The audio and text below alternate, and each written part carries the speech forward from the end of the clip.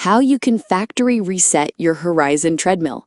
In this video, I'll show exactly how you can do it, so let's get started. First, unplug your Horizon treadmill from the power. This is important to keep things safe.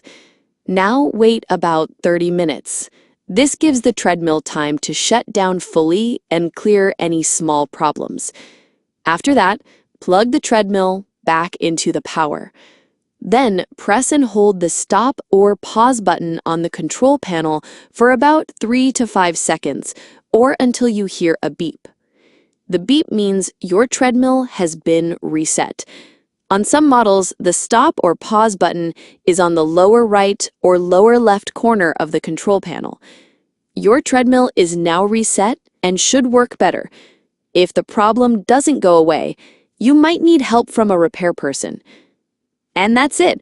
That's how you can factory reset your Horizon treadmill.